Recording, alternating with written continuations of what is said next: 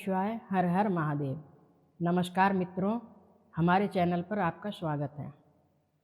पिछली कथा में हमने आपको भगवान शिव की अद्भुत और अलौकिक बारात के बारे में बताया था।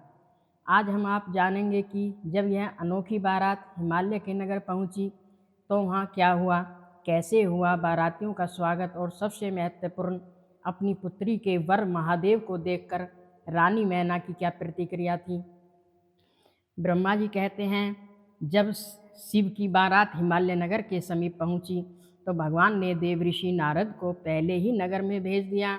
नारद जी वहाँ भी विलक्षण सजावट और विश्वकर्मा द्वारा बनाई गई देवताओं की सजीव मूर्तियों को देखकर दंग रह गए।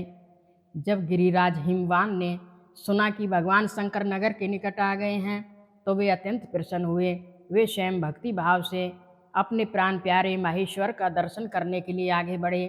महादेव को अपने सामने देखकर हिमालय ने उन्हें प्रणाम किया और उस समय भगवान शिव वृक्ष पर विराजमान थे।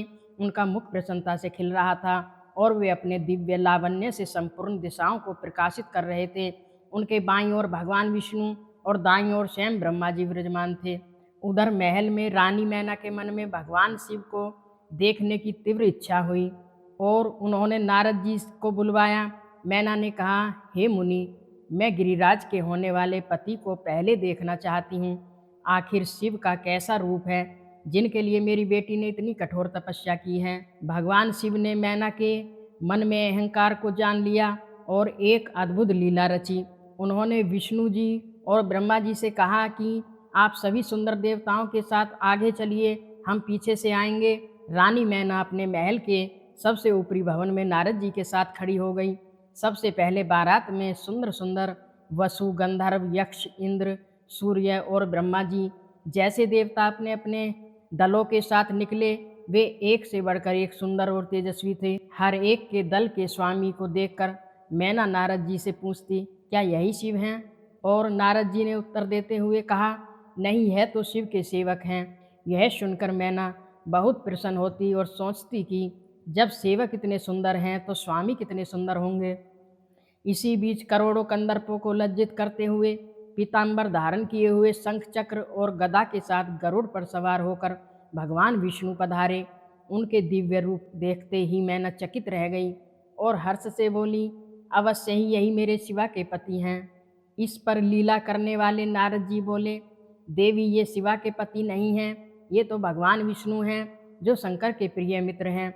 पार्वती के पति तो इनसे भी बढ़कर हैं। उनकी शोभा का वर्णन तो मैं भी नहीं कर सकता। यह सुनकर मैना का हृदय आनंद और गर्व से भर गया। वे अपनी पुत्री के सौभाग्य की बार बार प्रशंसा करने लगी। रानी मैना प्रेम और आनंद में डूबी हुई थी कि तभी अद्भुत लीला करने वाले भगवान रुद्र अपने गणों के साथ सामने आ गए। उनके गण मैना के अहंकार को चूर चूर करने वाले थे। नारद जी ने उंगली से दिखाते हुए कहा, पहले भगवान हर के सेवकों को देखो। मैना ने जो देखा उससे उनके होश उड़ गए। शिव के गण अत्यंत विकराल और कुरूप थे। किसी का मुंह टेढ़ा था तो कोई बिना मुंह का था। किसी के बहुत सारे मुंह थे तो किसी का मुंह पीठ की ओर लगा था। कोई बिना हाथ पैर का था तो किसी के बहुत सारे हाथ पैर थे। कोई बिना आँखों का था तो किसी की बहुत सारी आँखें थीं। इन असंख्य और भयानक भूत प्रेतों को देखकर ही रानी मैना भय से व्याकुल हो गई।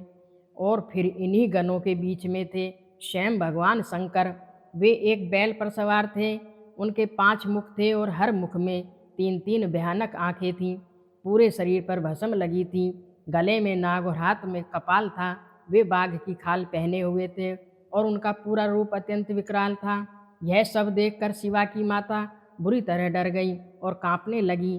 तभी नारद जी ने उंगली से दिखाते हुए कहा, ये ही भगवान शिव हैं। यह सुनते ही सती मैना दुख से भर गई और मैं तो ठगी गई, ऐसा कहकर हवा के झोंके से गिरी हुई लता के समान तुरंत भूमि पर गिरकर मूर्छित हो गई।